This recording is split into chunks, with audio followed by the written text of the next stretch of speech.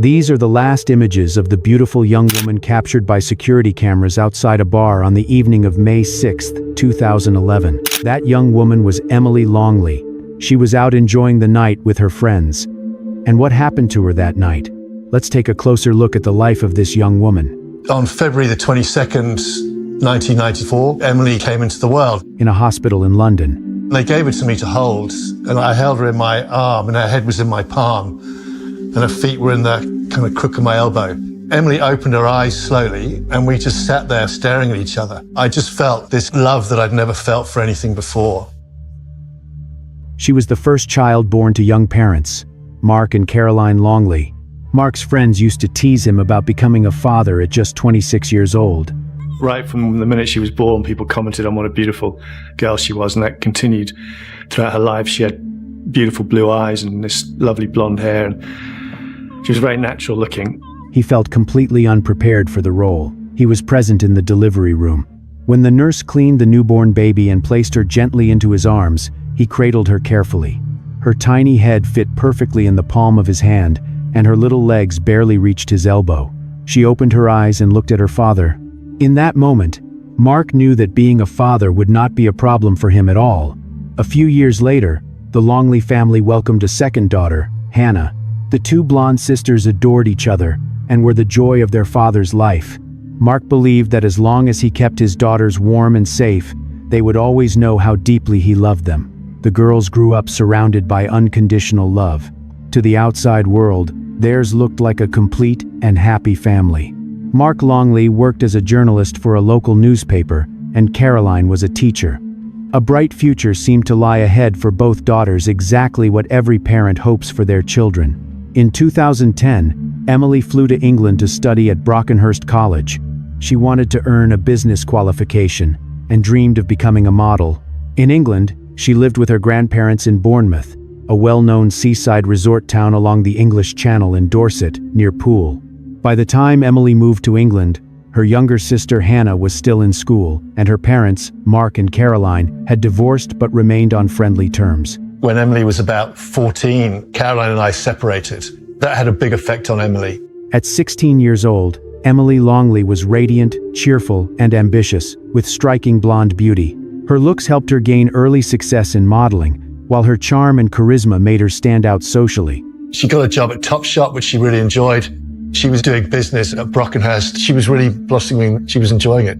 In December 2010, at a party, Emily met Elliot Turner. Emily was introduced to Elliot in January. She was 17. He was 20. Elliot was a familiar face in the bars and clubs around Poole and Bournemouth. He seemed to spend time with people that were just a little bit younger, maybe a little bit more impressionable, and a little bit more impressed with his free-spending, heavy-drinking ways. He was known as one of the wealthy, reckless party boys. He had a very flash lifestyle, seemed to spend a lot of money going out drinking at the weekends. He talked about his friends being members of a firm, which is kind of a British slang term for a gang. Well, they consider themselves the bright young things of Bournemouth, really. Elliot was the son of a millionaire. His father, Elliot Turner, was a well-known jeweler who had built significant wealth. It was quite clear that both parents doted on and were manipulated by Elliot Turner. He went to them for cash, for the easy life. Basically a stream of money that seemed to fund a lifestyle that was beyond the reach of most people. Friends nicknamed Elliot All Talk Turner, a name that painted a clear picture of who he was constantly boasting, constantly showing off. He really was a man who said he'd done it all. He said that he'd slept with reality TV stars, been in rehab for cocaine. You know, there was no end to Turner's tales. His parents would do anything for their only son. Soon after meeting, Emily was drawn into Elliot's glamorous world. He could be charming, Elliot Turner. There's no doubt about that. In the early days, they were clearly attractive to each other. They enjoyed a lavish lifestyle, constant parties, heavy drinking, and late nights. She was a very photogenic and a very attractive girl, and that's what attracted Turner to her. Elliot seemed infatuated with his girlfriend, who was beginning to earn her own income from modeling and attract attention from other men. The relationship she had with Elliot was clearly at times a loving relationship. The first time we heard the name of Elliot Turner, I think, was around her birthday in February. My mother said this guy was kind of on the scene and he seemed to be quite charming, quite responsible.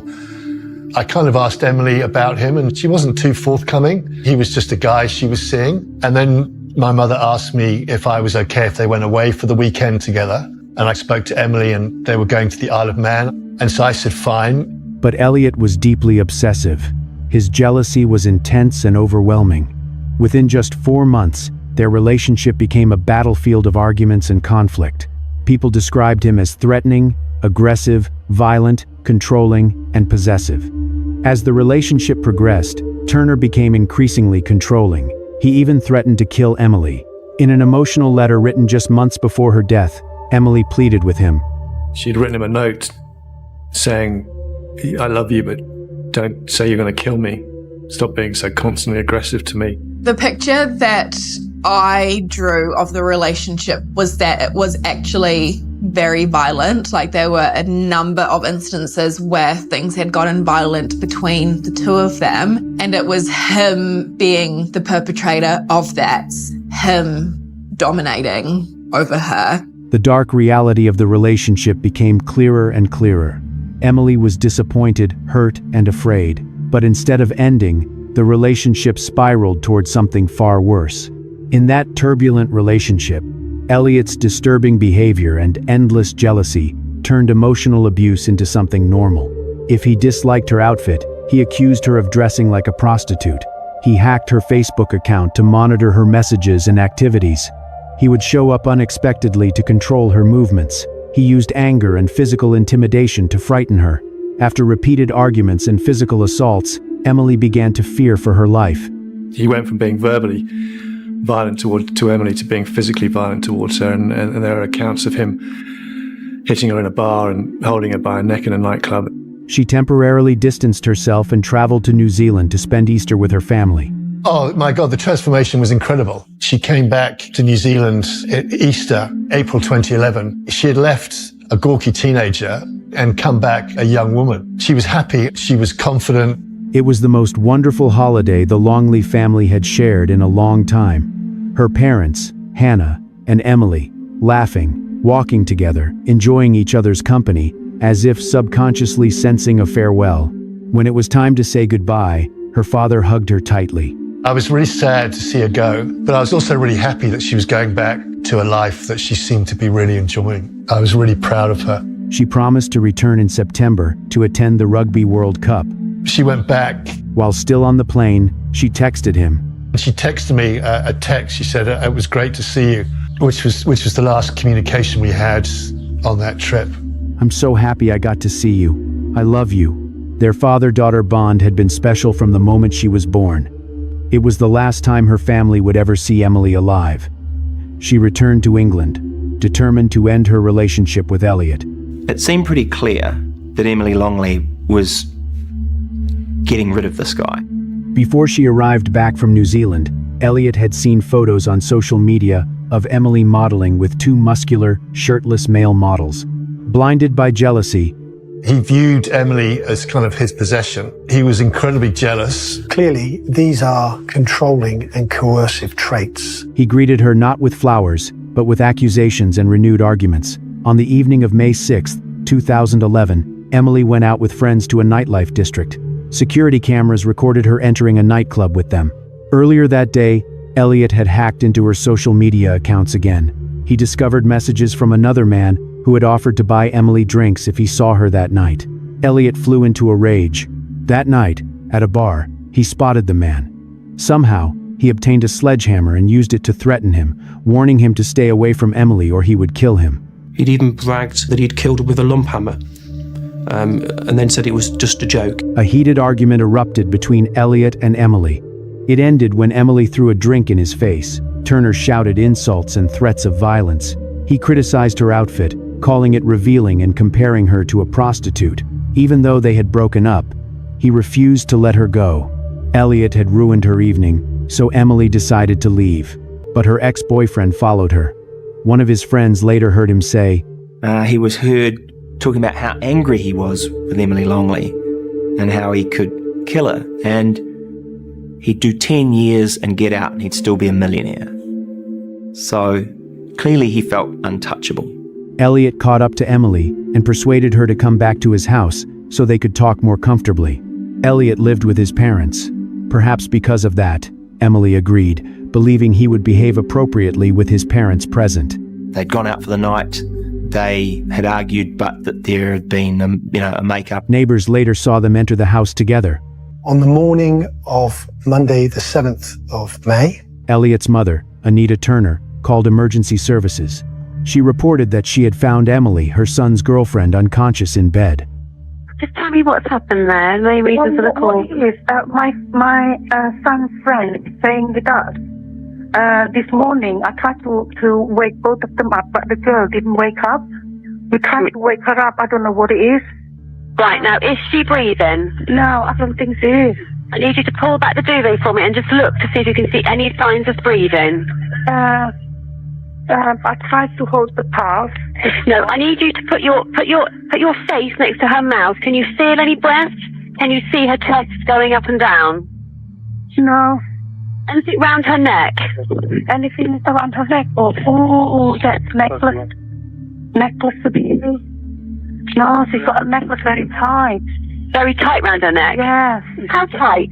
Very, very tight. The ambulance is here. Right, I need you to undo that necklace, and somebody needs to open the door. Your son, can you distract your son? I need you to open the front door and get that necklace from around her neck off. Okay.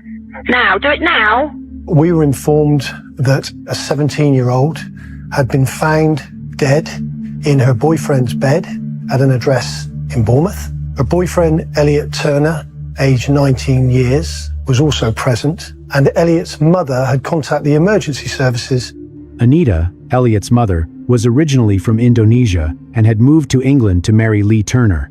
When their son was born, they denied him nothing, and that would prove to be a serious mistake.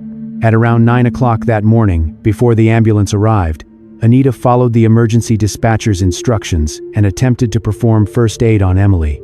But by the time paramedics reached the house, there was nothing they could do except pronounce Emily Longley dead.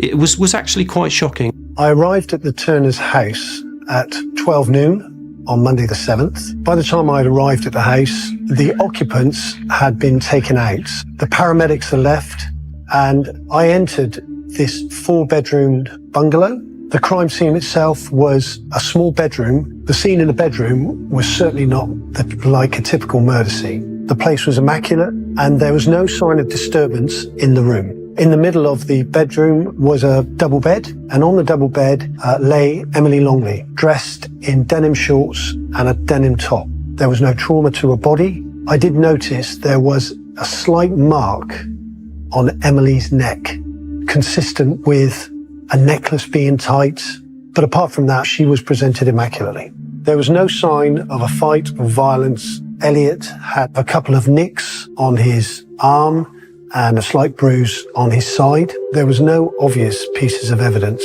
At the scene, Elliot told a uniform officer that he and Emily had been out the night before, that they'd been intoxicated, that they'd had an argument, a physical argument. During the emergency call, Anita's voice did not sound like that of a mother who had just discovered her son's girlfriend dead in his bed. She was unnervingly calm, almost detached, as though nothing out of the ordinary had happened. 2 young men in Bournemouth, aged 19 and 17, were arrested in connection with Emily's death, but they were later released on bail pending further investigation. Thousands of miles away in New Zealand, Emily's father, Mark, woke at 2 o'clock in the morning to find multiple missed calls from his ex-wife, Caroline, and his younger daughter, Hannah. The phone was next to her, and I just remember picking up the phone. The first person I called was my dad. There was a voicemail from Hannah, but he could barely make out what she was saying. I woke up and checked my phone, and there were a load of missed calls from my mother and from Caroline's number.